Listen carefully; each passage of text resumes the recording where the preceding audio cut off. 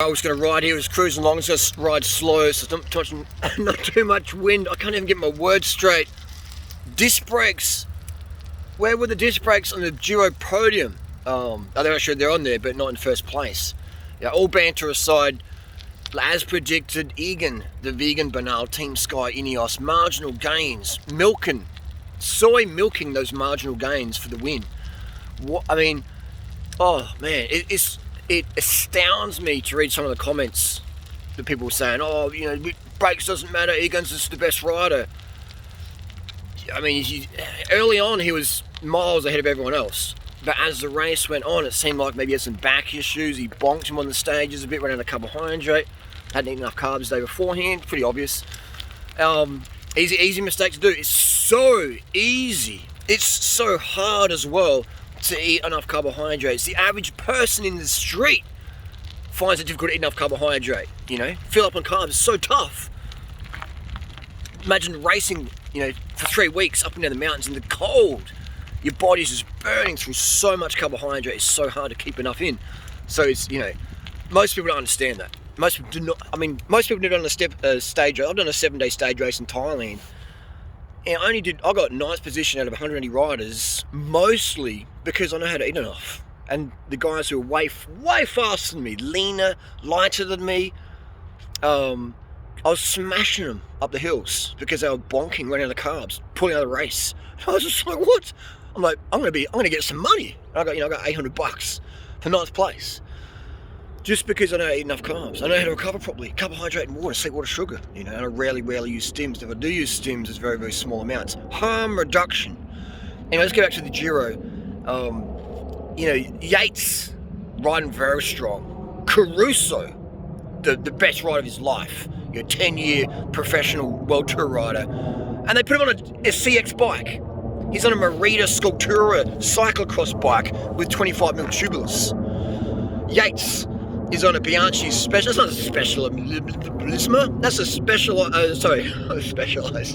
It is a specialisma.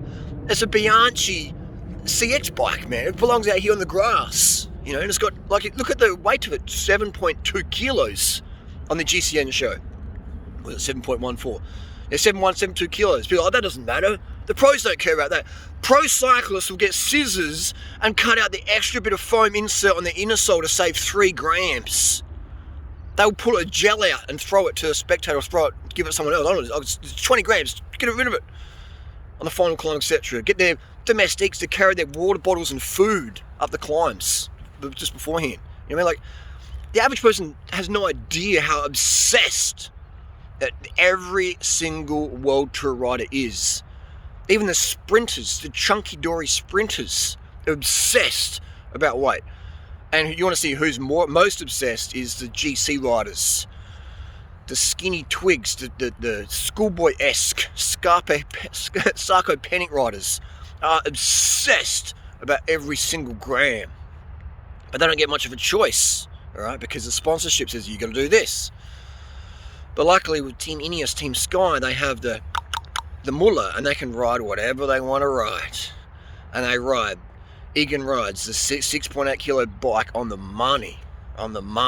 Those lightweight tubs, they're like 1,100 grams. That's 400 grams lighter than any disc wheel set. Oh no, it's not. The specialised alpinist wheel is like 1260. With brakes, you got to add the rotors to it, man. It brings up over 1,500 grams.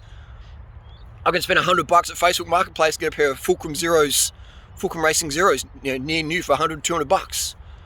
And with the same weight as the top of the range Bernal or disc wheels. It's insane. You got to add the rotors to the wheels, people. You got to the rim brake has the rotor already built in, right? The disc brake wheel, when it's advertised 1260, doesn't factor in the rotors and the bolts that go on. The lock ring. You got to factor that in. Did Egan win because of the rim brakes? I would say yeah. Look at last year. TGH, he won, was it 39 seconds over Jai Hindley? Was it 30? Correct? Was it 39 seconds after 3 weeks?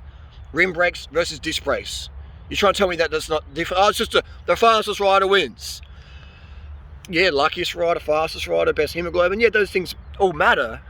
But we're talking equipment. We're talking marginal gains.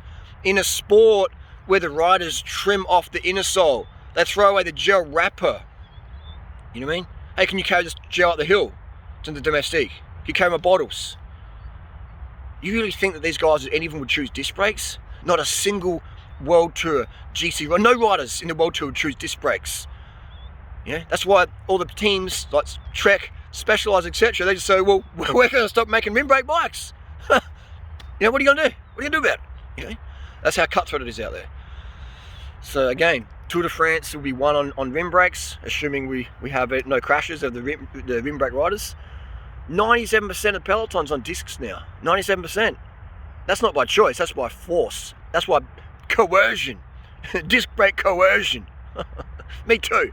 Hashtag me too disc brakes. That's just the reality, man. So yeah, that's the deal. Let's keep rolling. It's like the first day of winter tomorrow here in Adelaide. And I've got disc brakes on this e-bike here. Love them. Big hydro power disc brakes. Love them. But I wouldn't put them on my road bike. I don't need them.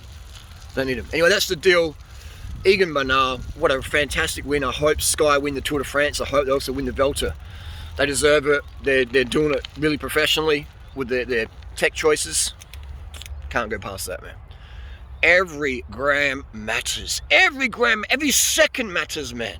When every second matters, every gram matters.